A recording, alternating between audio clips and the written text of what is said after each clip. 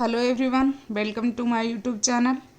आज हम लोग बुद्धिमान विष्णुदत्त की कहानी को पढ़ेंगे। यह कहानी क्लास 2 के बुक से ली गई है।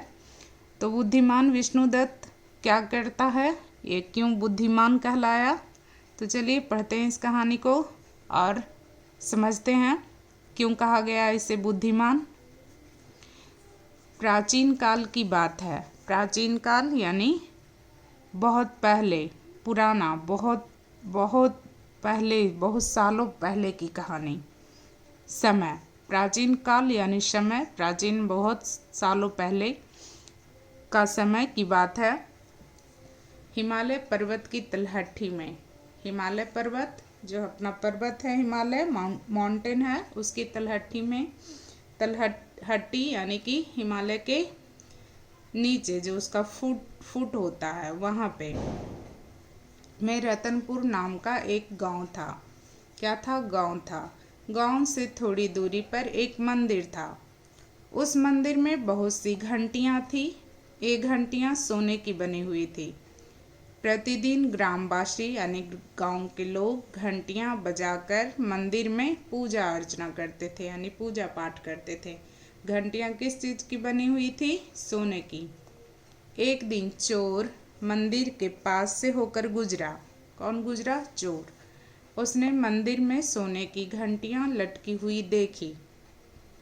उन्हें देखकर चोर के मन में विचार आया, यानी चोर ने सोचा क्यों न मैं ये घंटियां चुरा लूं, यानी चोरी कर लूं। इन्हें बेचकर काफ़ी धन एकत्र किया जा सकता है। यह सोचकर चोर ने मंदिर से सोने की घंटियां चुरा ली। क्या कर ली चोर ने? सोने की घंटियां मंदिर से चुरा ली। चोर घंटियां लेकर जंगल से गुजर रहा था। कहाँ से जा रहा था? जंगल से। जंगल में उसे एक शेर मिला। जंगल में उसे क्या मिला? एक शेर। उस शेर ने चोर को मार डाला। शेर ने क्या किया? चोर को मार डाला। घंटियां बंदरों के हाथ लग गई, यानी जो चोर घंटियों को चुरा कर ले जा रहा था, तो जंगल से गुजर रहा था, तो उसको कौन मिल गया? शेर। शेर ने क्या किया? चोर को मार डाला। तो चोर को मार डाला तो घंटियां वहीं रह गई, क्योंकि घंटी को चुरा के कौन ले जा रहा था? चोर। तो घंटियां बंदरों के हाथ लग गई। वे पेड़ों की ऊंची डाल पर बैठकर घंटियां बजाने लगे।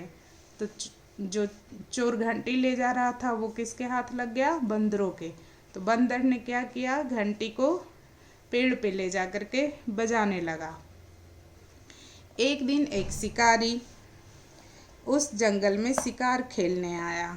कौन आया? शिकारी, हंटर, जो क्या करता है? पशु पक्षियों का शिकार करता है। उसने घंटियों की आवाज़ सुनी। उसने क्या सुनी? घंटियों की आवाज़ सुनी। शिकारी ने वहाँ चोर की लाश पड़ी हुई देखी और देखा कि कोई मरा हुआ है, जिसे किसने मारा था? शेर ने। और वो कौन था? चोर। तो उसकी लाश पड़ी हुई थी, यानी वो मरा हुआ वहाँ पड़ा हुआ था। शिकारी भयभीत हो गया, यानी कि शिकारी क्या हुआ? डर गया बहुत ज़्यादा। वह डरकर गांव की ओर भागा। किधर भागा? गांव की ओर।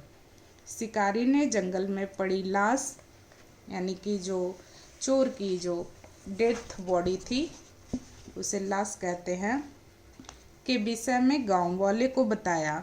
इसके बारे में किसको बताया? गांव वाले को। किसने? शिकारी ने, जो शिकार करने आया था जंगल में। गांव वालों ने जंगल में जाकर लाश उठाई और उसका अंतिम संस्कार किया। किसका? चोर का। घंटियों की आवाज़ें फिर भी जंगल में आती रही। गांव वालों ने सोचा कि कोई राक्षस मंदिर की घंटियां उतार ले गया है। वहीं जंगल में घंटियां बजाता रहता है। जो भी व्यक्ति उधर जाता है, राक्षस उसे मार डालता है। गांव वालों ने क्या सोचा कि घंटी जो बजते रहता है जंगल में, उसे कोई राक्षस लेके गया और वहीं बजाता रहता है। मंदिर की घंटियां उतार के कौन ले गया? राक्षस। और वो जंगल में घंटियां बजाता रहता है। जो व्यक्ति उधर जाता है उसे राक्षस मार डालता है। गांव वाले और भी डर गए।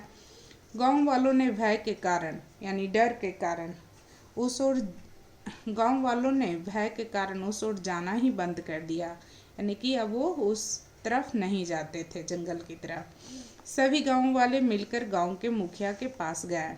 गांव के मुखिया के पास गए। उन्होंने मुखिया जी से विनती की यानी प्रार्थना की, अनुरोध किया कि वह राक्षस से मुक्ति दिलाने का कोई उपाय करे, यानी कोई तरकीब निकाले जिससे राक्षस से क्या मिले, मुक्ति मिले, यानी राक्षस से आज़ादी मिले।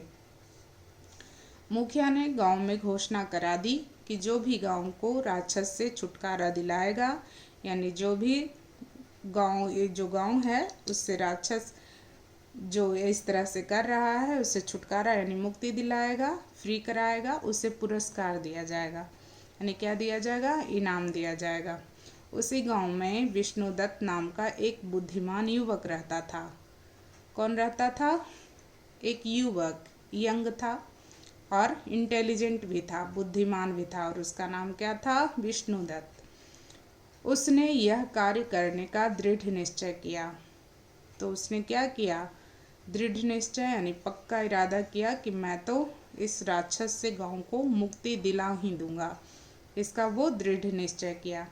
विष्णुदत्त ने जंगल में घंटी बजने के स्थान की जानकारी शिकारी से प्राप्त की, और विष्णुदत्त ने जहाँ घंटी बजती है उस स्थान की जानकारी किससे प्राप्त की? किससे पूछा, किससे जाना? शिकारी से, क्योंकि शिकारी को ही कौन मिला था?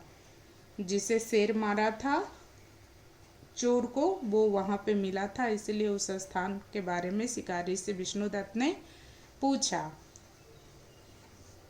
विष्णुदत्त बहुत से फल लेकर जंगल में शिकारी के बताए स्थान पर जा पहुंचा, और वो बहुत सारा फल लेकर के कहाँ जा पहुंचा? जहाँ शिकारी ने बताया था कि यहाँ घंटियाँ बजती है, वहाँ बहुत सारा फल लेकर के उसने छिपकर वहाँ का निरीक्षण किया यानी जांच किया छिप करके।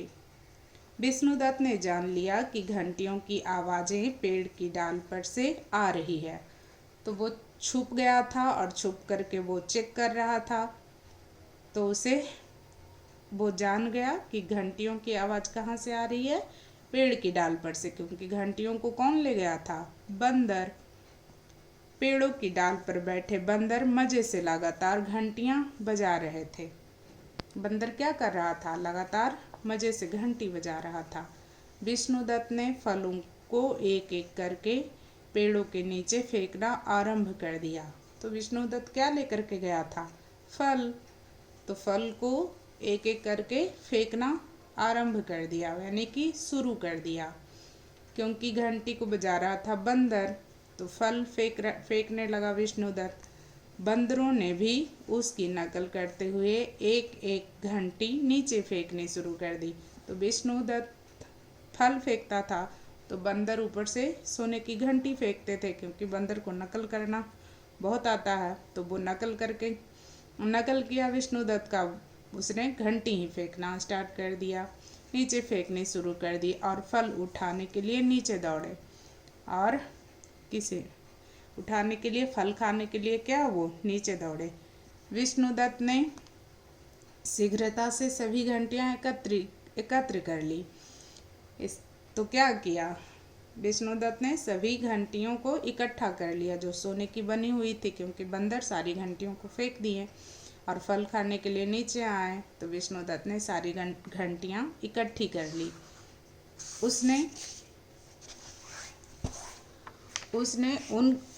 उसने उन घंटियों को मंदिर में जाकर यथास्थान टांग दिया, यानी कि मंदिर में जाकर यथास्थान टांग दिया, यानी जहाँ पर टंगी हुई थी घंटियाँ उसी जगह पे टांग दिया। फिर उसने उन घंटियों को बजाया।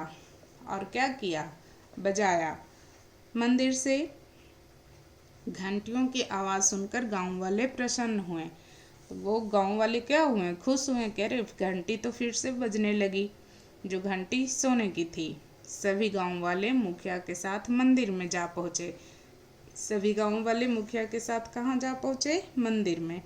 मुखिया ने विष्णुदत्त की साहसपूर्ण कहानी सुनी। तो मुखिया ने ही तो ऐलान किया था कि जो भी इस गांव को राक्षस से मुक्त करेगा उसे इनाम देंगे। तो मुखिया ने विष्णुदत्त की साहसपूर्ण जो हिम्मत भरी उसकी कहानी भरी बात कहानी जो थी उसे सुनी तो वह बहुत प्रसन्न हुआ। मुखिया बहुत खुश हुआ। उसने विष्णुदत्त के बुद्धि बल की प्रशंसा की, उसके बुद्धि की भी प्रशंसा की और बल की भी प्रशंसा, बुद्धि बल की प्रशंसा की कि कितना साहस है और कितना इंटेलिजेंट है और कितना साहसी है की प्रशंसा की, यानी कि तारीफ की। और उसे बहुत बड़ा पुरस्कार दिया। और उसको क्या दिया? बहुत बड़ा पुरस्कार दिया। तो बुद्धि क्या होती है? बुद्धि में बड़ी शक्ति होती है।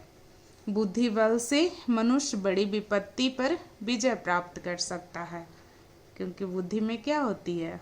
बहुत बड़ी शक्ति होती है।